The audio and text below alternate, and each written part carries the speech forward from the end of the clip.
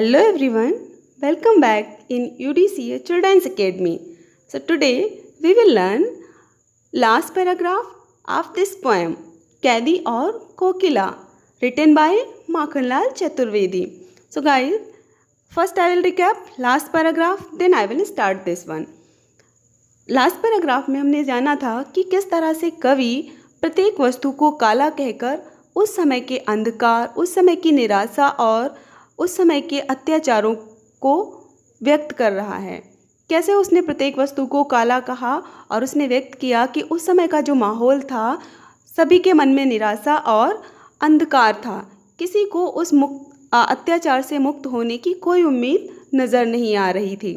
ऐसे में कोयल की आवाज़ सुनकर कवि के मन में एक उम्मीद जागती है और वो अनेक प्रकार के अंदेशे लगाने लगता है।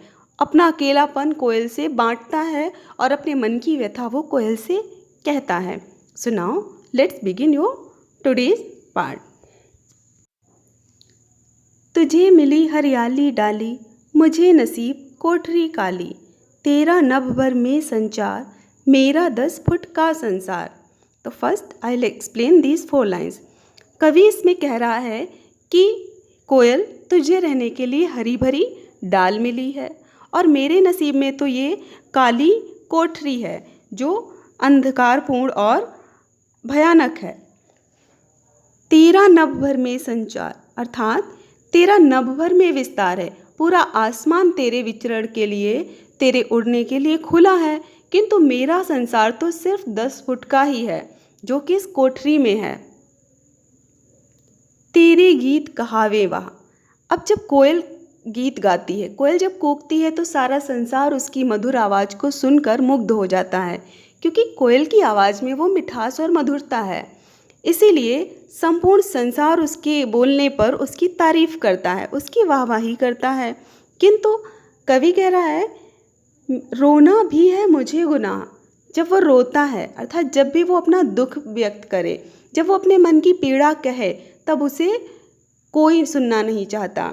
उसके लिए वो गुनाह बन जाता है। उसे कोड़े खाने होते हैं, अंग्रेज़ों की गालियाँ सुननी होती हैं, उनके अत्याचार सहने पड़ते हैं।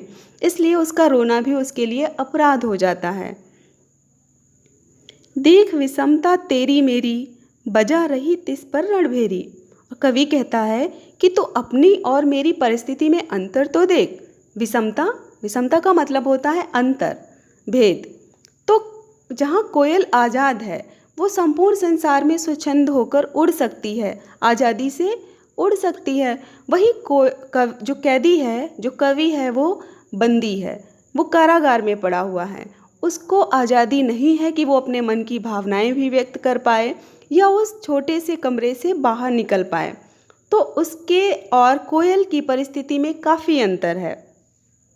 वही कोयल की आवाज़ सब पसंद करते हैं, कोयल सभी को प्रिय है अपनी मधुर और मीठी आवाज़ के लिए। कवि किसी को प्रिय नहीं है, क्योंकि वो इस समय व्यथित है और अपने मन की पीड़ा ही व्यक्त कर सकता है, जिसे कोई भी सुनना नहीं चाहता। आगे अब कवि जो है, उसने यहाँ पे अपनी बेबसी और अपनी मजबूरी जताई है। उसने जताया है कि वो किस तरह से बेबस है, कितना लाचार है, और वो अब इस संसार की मदद नहीं कर सकता। वो अपने भारतीयों की, वो देशवासियों की मदद नहीं कर पाएगा। एक तरीके से कवि यहाँ पे यही व्यक्त कर रहा है। वो कह रहा है कि तू शायद विद्रोह का बीज बोना चाहती है, शायद मुझे उकसा रही है कि मैं क्रांति करूँ, विद्रोह करूँ, पर कैसे? क्योंकि मैं तो बंदी हूँ, तू स्वच्छंद है, तो कुछ भी कर सकती है, पर मैं अभी तेरी तरह आज़ाद नहीं हूँ। आगे की पंक्तियों में कहता है, इस हुंकृति पर अपनी कृति से और कहो क्या कर दूं। कवि कहता है कि ये जो तू हुंकार भर रही है, हुंकृति का मतलब है गूंजना, हुंकार भरना या फिर बिगुल बजा देना। तो ये जो तू हुंकार भर रही है, लोगों को जगा रही है विद्रोह के लिए, तो तुम्हारी इस हुंकृति पे मुझसे कहो मैं क्या करूं, मैं क्या कर सकता हूं। तो उसने कहा, अपनी कृति से और कहो क्या कर दूं, कोकिल बोलो तो। अगर मैं तुम्हारा साथ दे सकता हूँ इस आंदोलन में, इस क्रांति में, अगर मैं कुछ कर सकूँगा, तो मैं अपनी कृति मतलब रचनाएं, अपनी कविताओं से ही मैं तुम्हारी मदद कर पाऊंगा, क्योंकि मैं तुम्हारी तरह स्वतंत्र नहीं हूँ। मोहन के व्रत पर प्राणों का आसव किसमें भर दूँ। अब मोहन यहाँ पे मोहनदास करमचंद गांधी, महात्मा गांधी के लिए आया है। तो देश को आज़ाद कराने का व्रत किसने लिया था? मोहनदास करमचंद गांधी अर्थात महात्मा गांधी जी ने। उन्होंने ही असहयोग आंदोलन चलाया था। तो उनके असहयोग आंदोलन में हजारों भारतीयों ने भाग लिया था, जिसके कारण उन्हें जेल जाना पड़ा, अंग्रेजों के अत्याचार सहने पड़े, उनकी यातनाएं सहनी पड़ी। तो कवि कहता है कि मैं तुम्हारा साथ केवल अपनी कविताओं से ही दे सकता हूँ, क्योंकि मैं तुम्हारी तरह आज़ाद नहीं हूँ। और मोहन के इस आज़ादी के व्रत में कहो मैं क्या कर सकता हूँ, किंतु अपनी कृतियों से, अपनी रचनाओं से ही मैं कुछ कर सकता हूँ। मोहन के व्रत पर प्राणों का आसव किसमें भर दूँ, कोकिल बोलो तो। आसव का मतलब होता है अमरता या प्राण या उत्साह। तो मैं अपनी कविताओं से मोहन के व्रत को पूरा करने के लिए, इस आज़ादी के आंदोलन को पूरा करने के लिए कहो किसके अंदर उत्साह भर दूं, किसके अंदर नए प्राण, किसके अंदर नई अमरता डाल दूं, ताकि वो उत्साहित होकर इस क्रांति में भाग ले सके और अंग्रेजों के खिलाफ आंदोलन कर सके। तो मैं तुम्हारा साथ केवल अपनी कृतियों के माध्यम से दे सकता हूँ, किंतु शारीरिक रूप से मैं इस समय विवश हूँ, क्योंकि मैं एक बंदी हूँ, मैं स्वतंत्र नहीं हूँ। So guys, now these all lines are completed. Hope you understood these lines properly.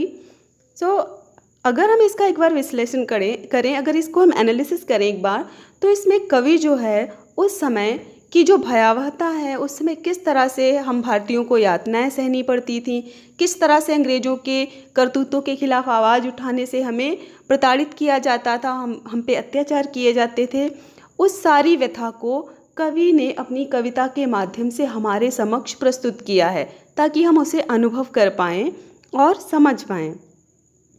So now see on the slide there are some difficult words with their meanings, important things about this poem, and now question answers for practice. So guys, hope you learned this chapter well. Do practice, do your assessment completely, and keep learning well with us. Be happy, stay at home, stay safe. Thank you. Have a nice day. We'll meet in next video with new topic. Subscribe this channel and keep learning. Thank you.